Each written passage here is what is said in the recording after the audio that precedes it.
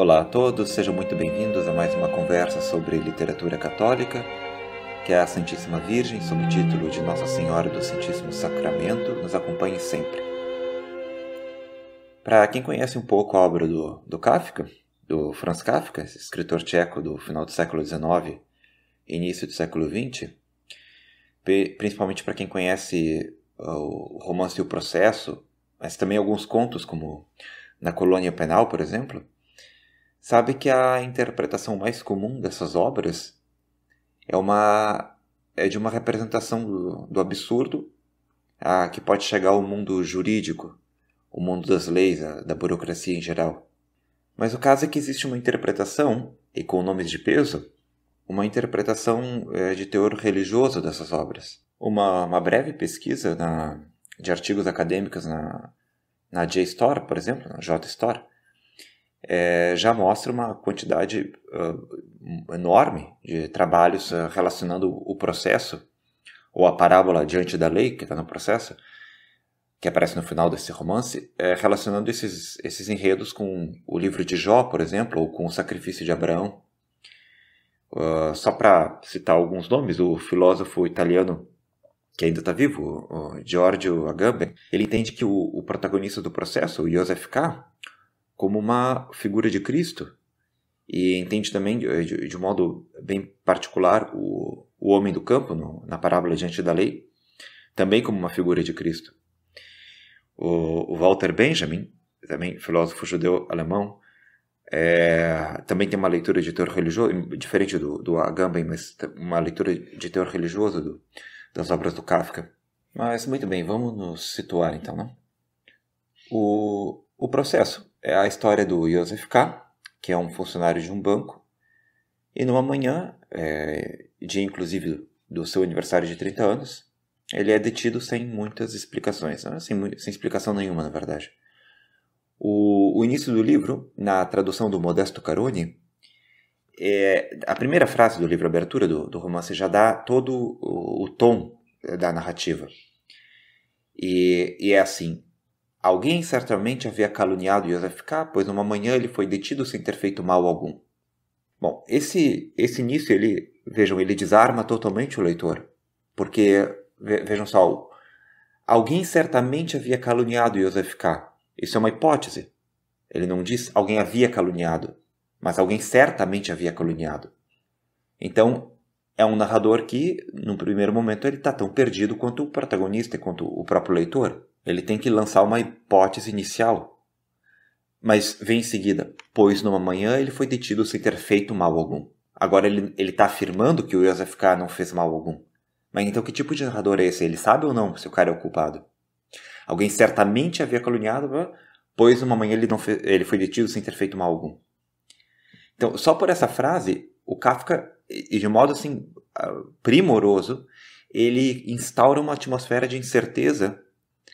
E uma das hipóteses é que o próprio Joseph K. seja o narrador, que em parte especula se alguém falou mal dele ou não, mas está falando em defesa própria. E em parte ele se diz inocente categoricamente, embora no desenrolar da história não é tão categórico assim na sua inocência.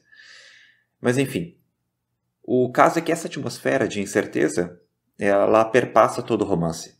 O K. vai então penetrando nos ambientes da lei, do julgamento, do processo, um ambiente absurdo, com elementos até próprios do sonho, coisas que costumam acontecer em sonhos, objetos totalmente deslocados da sua função normal. Só para dar um exemplo, no primeiro inquérito dele, ainda bem no início do romance, uma mesinha de cabeceira do quarto de uma vizinha é usada como mesa para o inspetor, ou coisas assim.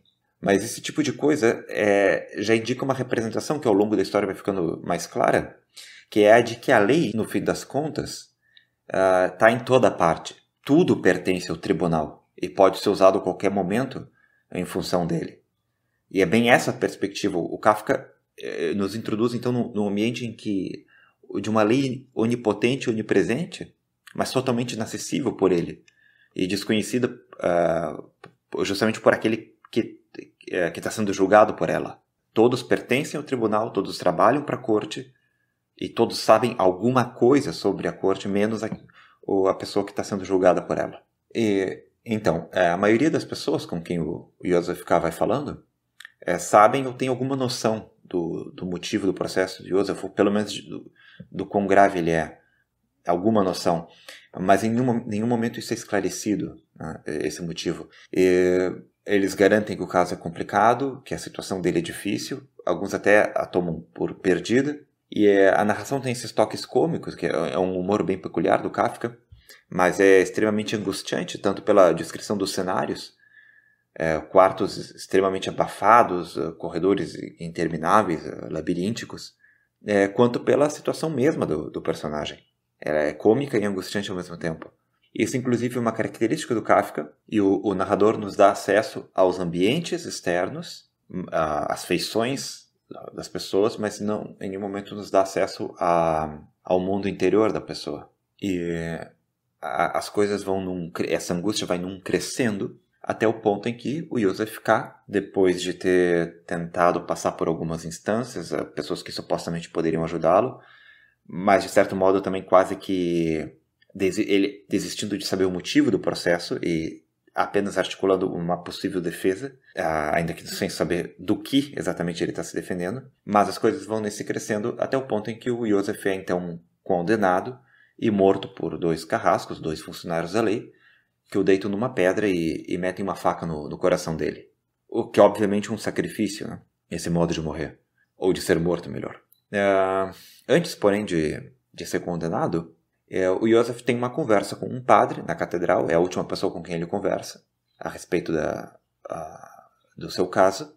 O padre, inclusive, se revela o capelão carcerário, e o padre conta para ele uma parábola, que é a parábola que se chama Diante da Lei.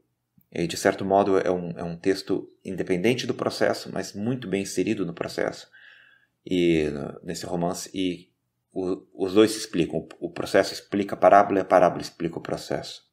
Como é algo relativamente curto, eu acho que vale a pena ler aqui. O padre então conta a parábola. Diante da lei está um porteiro.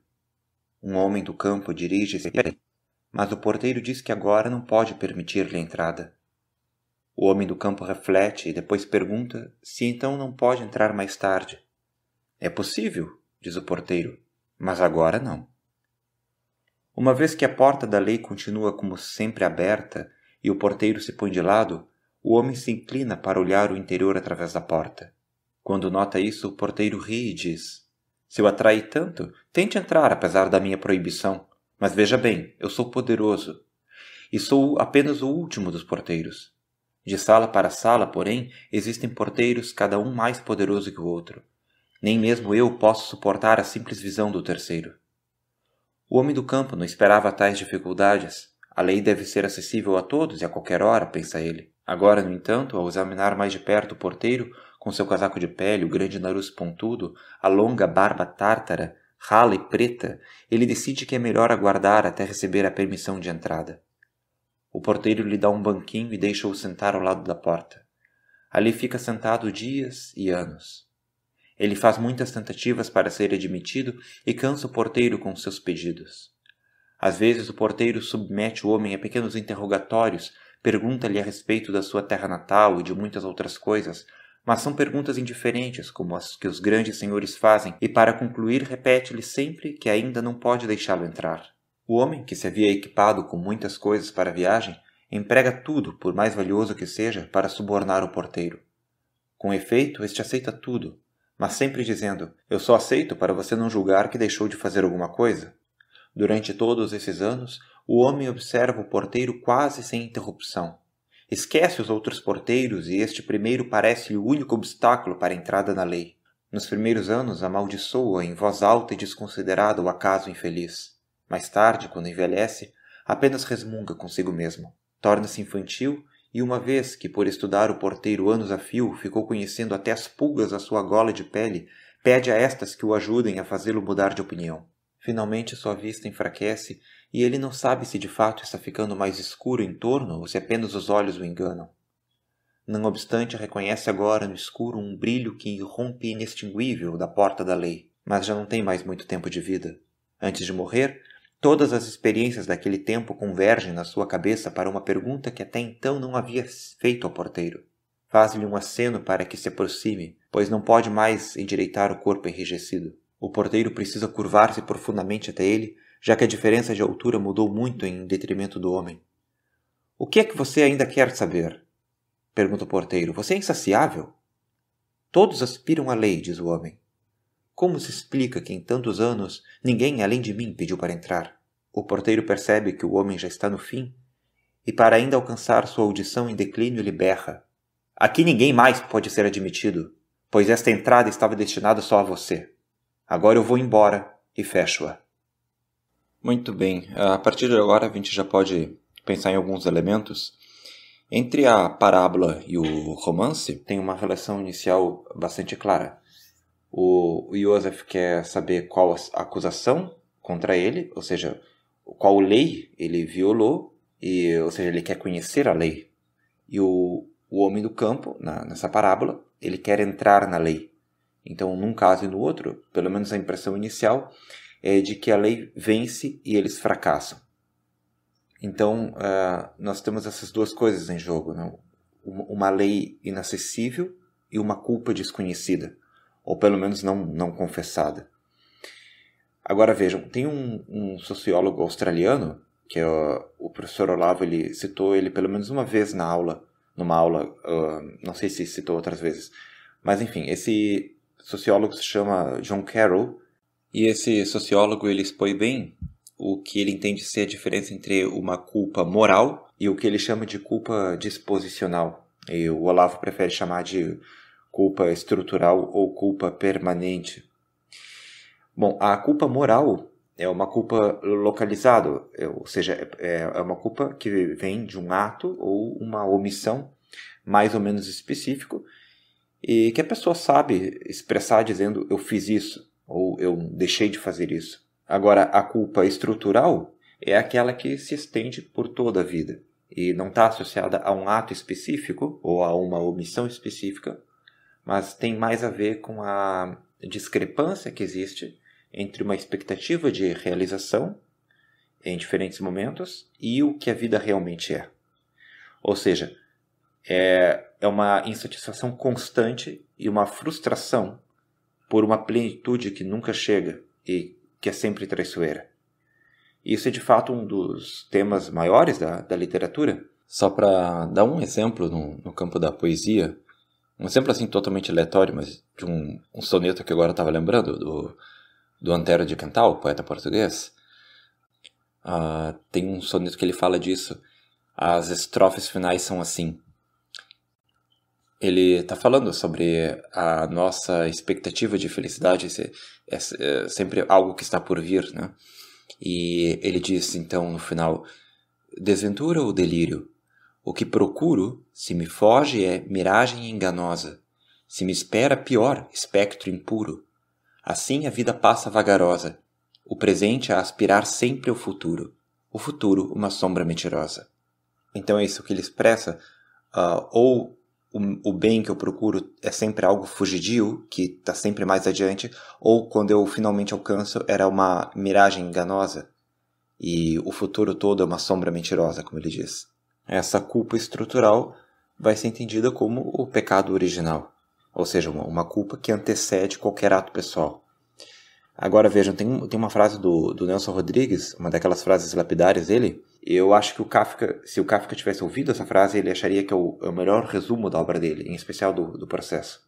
Muito bem, qual é essa frase? Nas suas memórias, quando ele se mudou para o Rio de Janeiro, ainda criança, o Nelson conta que uma vez ele estava na cozinha com a mãe dele e chegou uma vizinha e disse: dona fulana, todos os teus filhos são muito bem-vindos lá em casa.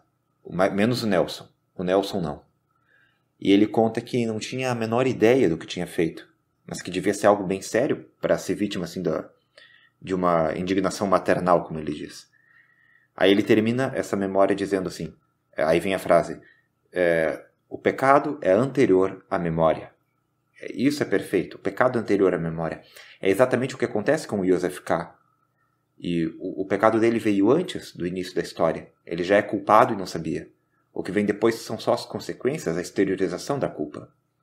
E isso é claro que não é novo na literatura. Inclusive, uma das influências prováveis, extremamente prováveis, do processo é a história de Jó, o livro de Jó, que também um dia se vê severamente vítima de uma lei que ele não conhece e aparentemente sem muita proporção entre o castigo e a culpa.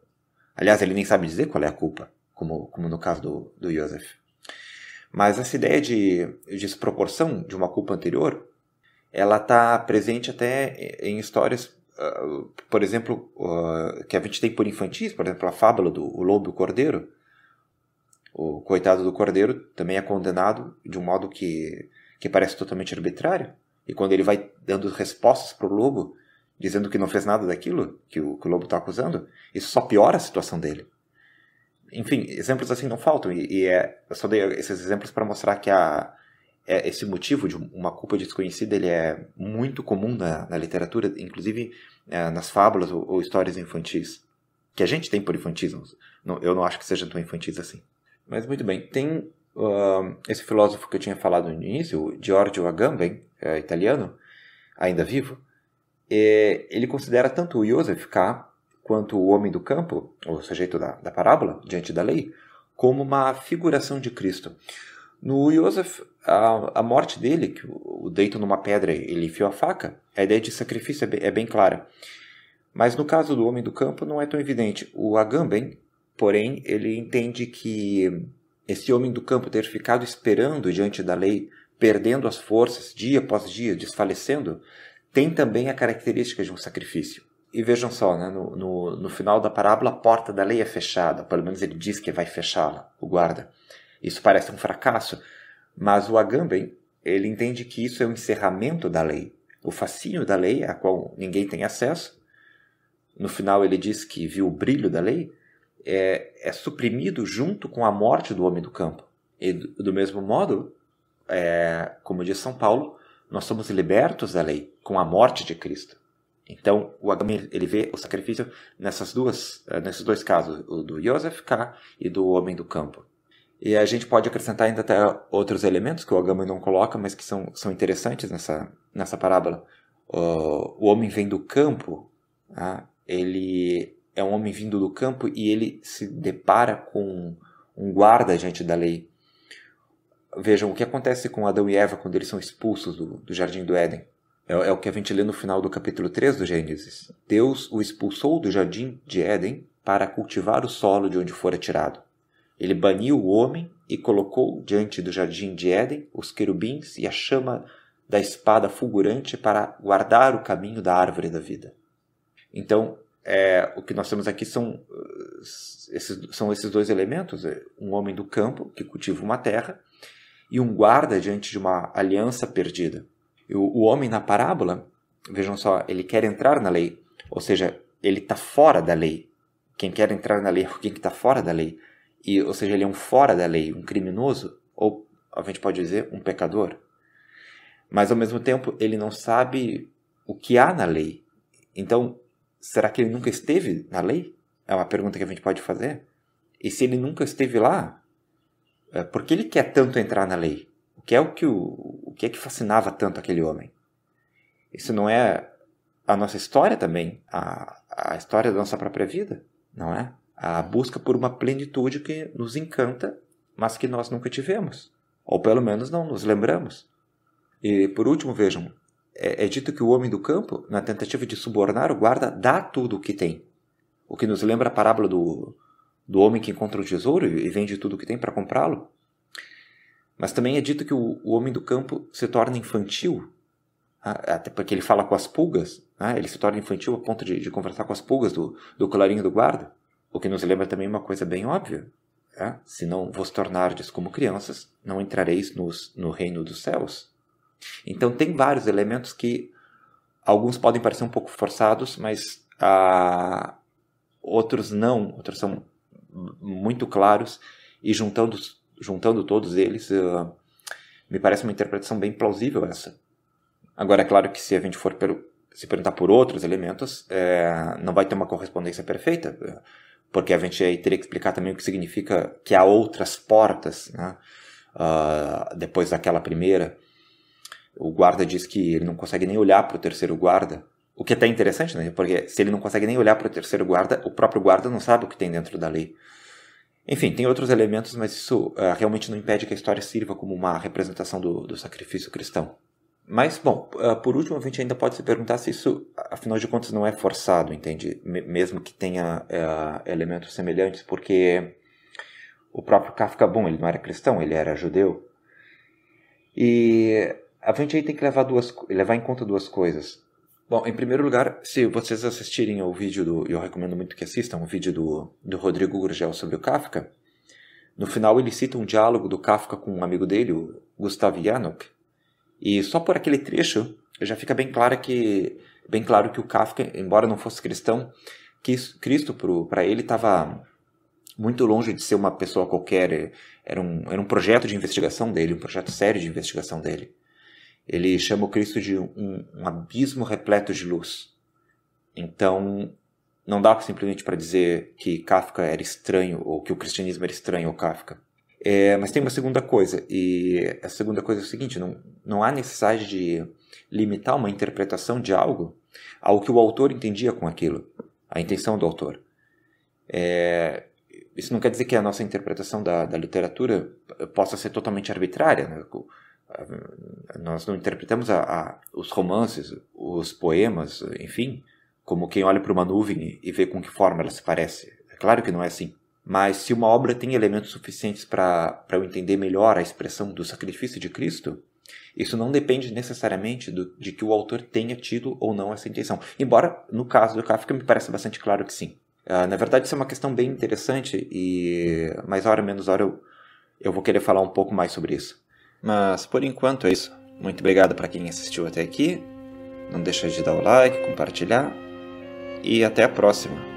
Nossa Senhora do Santíssimo Sacramento, rogai por nós.